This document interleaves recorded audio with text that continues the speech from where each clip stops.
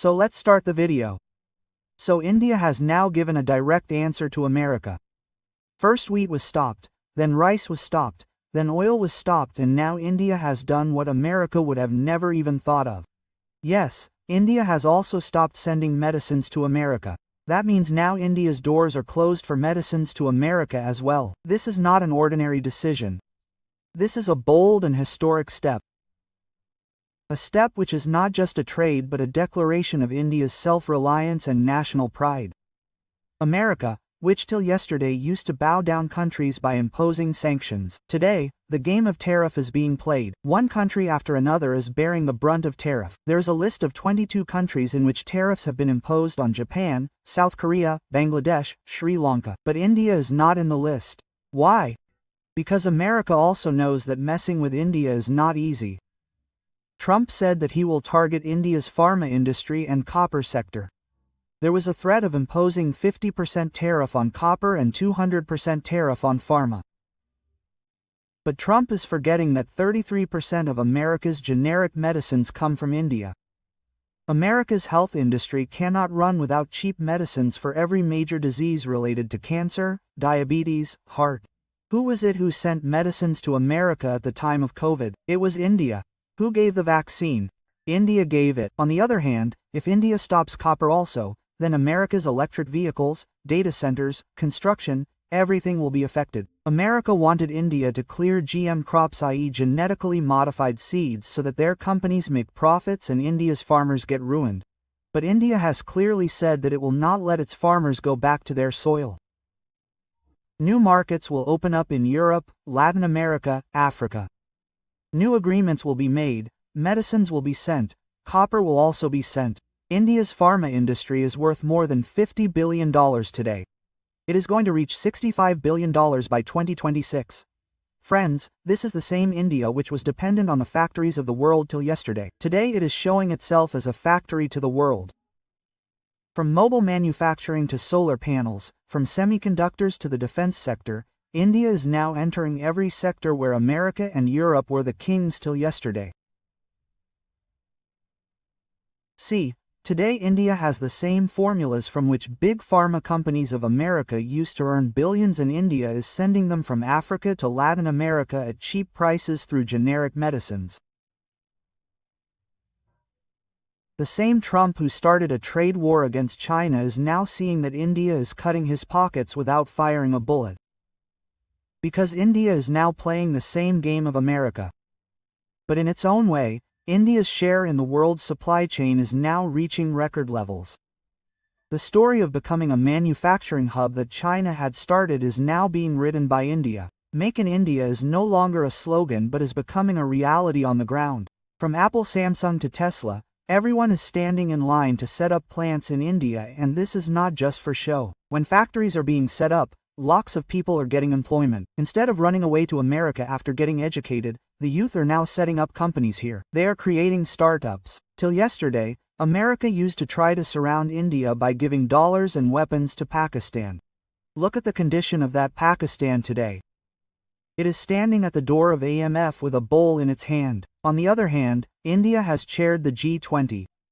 It is standing shoulder to shoulder with America, Japan, Australia in the Quad.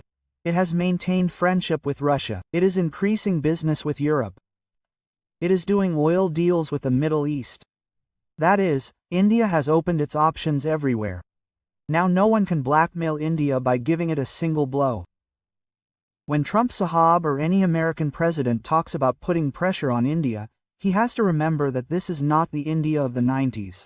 At that time India used to take loans from IMF. Today India is in a position to give loans to IMF.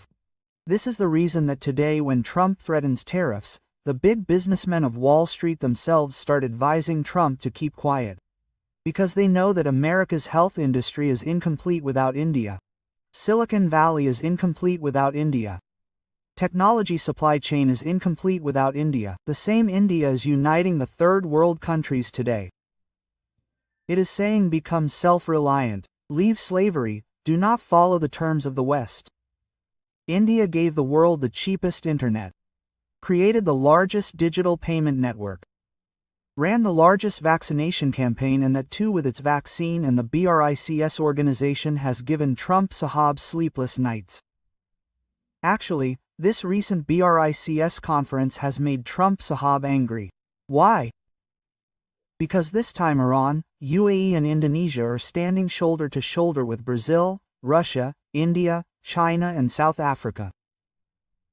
That means all those countries which America used to surround alone till now, are now standing under one banner. And this is what Trump is not liking.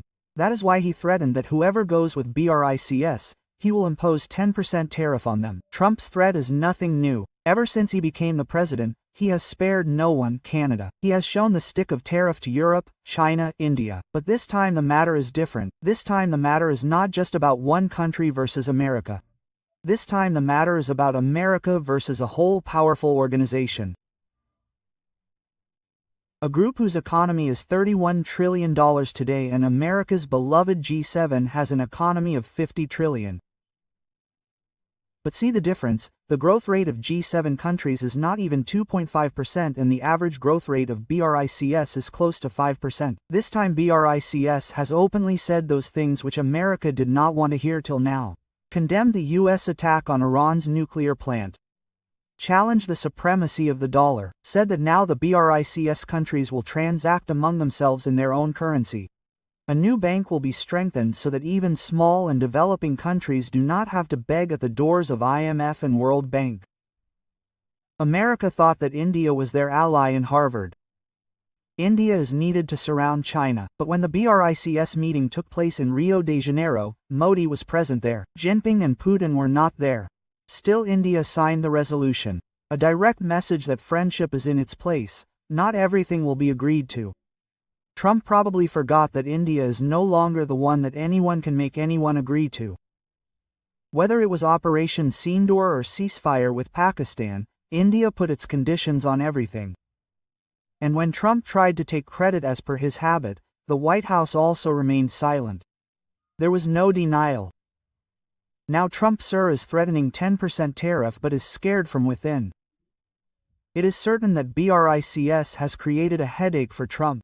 For the first time, the dollar's supremacy has received such a strong challenge, and this time it is not just a matter of rhetoric but something new seems to be happening in reality. By the way, friends, what do you think about India's growing power? Do tell us by commenting.